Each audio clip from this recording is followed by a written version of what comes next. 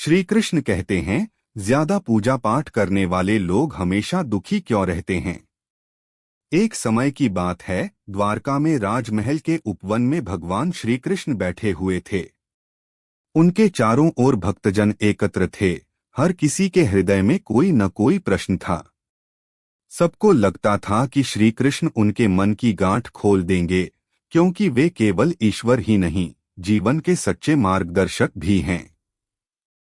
उन दिनों द्वारका में एक ब्राह्मण रहता था। उसका नाम सोमदत्त था। वह दिन रात पूजा पाठ में डूबा रहता। सुबह से लेकर रात तक यज्ञ, हवन, जप, तप, व्रत और अनुष्ठानों में ही उसका जीवन बीतता। लेकिन अजीब बात यह थी कि उसके घर में सुख शांति कभी नहीं टिकती। उसके बच्चे बीमार रहते, उसकी पत्नी हमेशा दुखी और चिंतित रहती, धन की कमी हमेशा बनी रहती और पड़ोसियों तक से झगड़े होते रहते। सोमदत्त को यह बड़ी उलझन रहती कि मैं इतना पूजा पाठ करता हूँ, देवताओं की आराधना करता हूँ, मंत्रों का जाप करता हूँ, फिर भी मेरा जीवन दुखों से भरा क्यों है। इस प्रश्न का उत्तर खोजते खोजते वह श्री कृष्ण के पास पहुंचा। वह उनके चरणों में गिर पड़ा और बोला, प्रभु, मैं दिन रात आपका नाम लेता हूँ, पूजा पाठ करता हूँ, शास्त्र पढ़ता हूँ, व्रत उपवास करता हूँ, फिर भी मेरे जीवन में सुख नहीं है। मेरे बच्चे बीमार हैं, घर में कलह है, धन की कमी है। ऐसा क्यों है प्रभु? क्या पूजा पाठ का कोई फल नहीं मिलता? श्री कृष्ण ने उसकी ओर प्रेम से देखा। उनकी आंखों में करुणा और ज्ञान की ज्योति चमक रही थी। वे बोले, वत्स, तुम्हारा प्रश्न केवल तुम्हारा नहीं, संसार के बहुत से लोगों का है। बहुत से लोग दिन रात पूजा पाठ करते हैं, फिर भी दुखी रहते हैं। इसका कारण यह नहीं कि पूजा पाठ व्यर्थ है, बल्कि यह है कि पूजा का स्वरूप और भावना शुद्ध नहीं होती। मैं तुझे एक कथा सुनाता हूँ, जिससे तेरा संशय दूर होगा। फिर श्री कृष्ण ने द्वारका के सब भक्तों को संबोधित करते हुए कहा, प्राचीन काल में हिमालय की तलहटी में एक गांव था। उस गांव में दो ब्राह्मण रहते थे। एक का नाम था देवदत्त और दूसरे का नाम था हरिदत्त। दोनों ही भगवान की आराधना करते थे, लेकिन उनके पूजा पाठ की भावना अलग अलग थी। देवदत्त सुबह उठते ही घंटों स्नान, पूजा, जप, यज्ञ, अनुष्ठान करता। वह पूरे दिन पवित्र ग्रंथों का पाठ करता, बड़े बड़े कर्मकांड करता। लेकिन उसके हृदय में दंभ था, अहंकार था। उसे लगता था कि वह सबसे बड़ा भक्त है और दूसरे लोग अधर्मी हैं। यदि कोई गरीब भूखा उसके दरवाजे आता तो वह कह देता, पहले स्नान करो, मंत्र बोलो, तब अन्न मिलेगा। उसका मन करुणा से खाली था। उसकी पूजा बाहर से बड़ी भव्य थी, लेकिन भीतर प्रेम और विनम्रता नहीं थी। दूसरी ओर हरिदत्त साधारण था। वह पूजा तो करता, पर थोड़े समय ही। सुबह स्नान करके भगवान को जल चढ़ाता, थोड़े फूल अर्पित करता और हाथ जोड़कर कहता, हे प्रभु, मैं कुछ नहीं जानता। मेरा ज्ञान अल्प है, मेरा हृदय छोटा है, लेकिन मैं आपको प्रेम करता हूँ। कृपा करके मेरा मार्गदर्शन कीजिए। वह दिन भर गांव के गरीबों की सेवा करता, भूखों को अन्न देता, बीमारों को औषधि पहुंचाता, अनाथ बच्चों को सहारा देता। उसके पास धन नहीं था, लेकिन उसका मन करुणा से भरा था। समय बीतता गया। देवदत्त ने असंख्य यज्ञ किए, बड़े बड़े अनुष्ठान किए, पर उसका जीवन दुखी रहा। परिवार में शांति नहीं रही, उसके बच्चे उससे दूर हो गए और उसकी पूजा के बाद भी उसका चेहरा कठोर और रूखा रहा।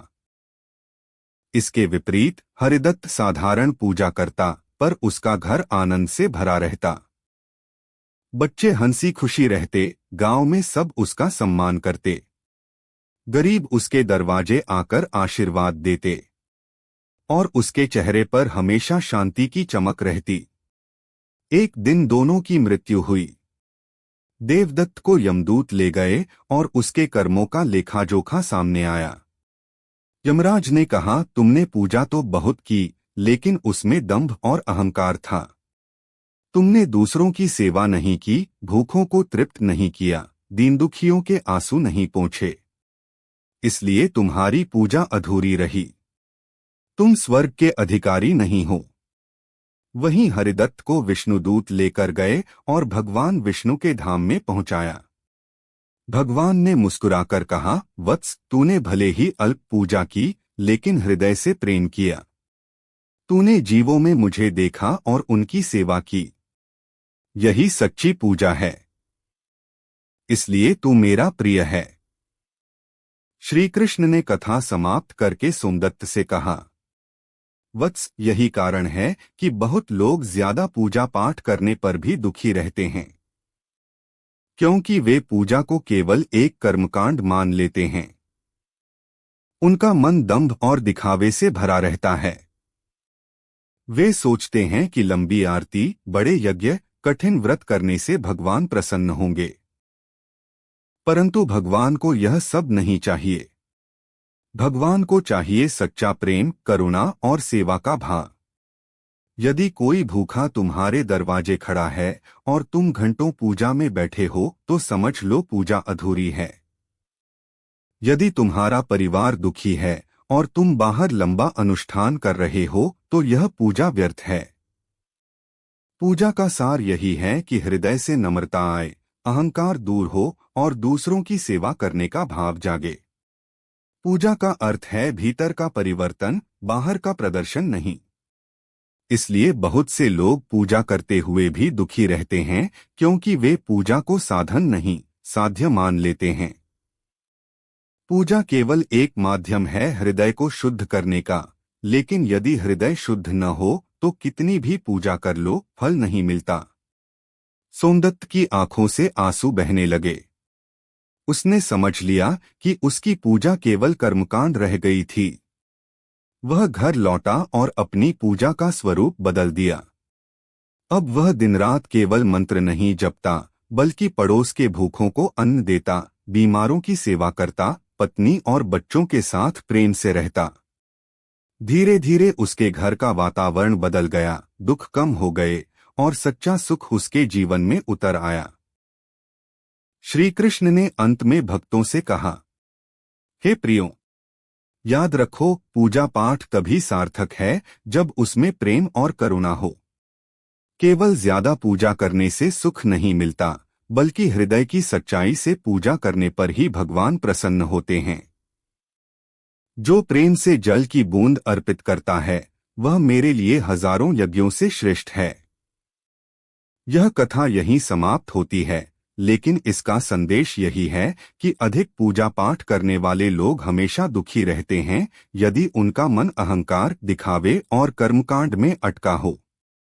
जब तक पूजा का उद्देश्य आत्मशुद्धि और दूसरों की सेवा नहीं बनेगा, तब तक जीवन में सुख शांति नहीं आएगी।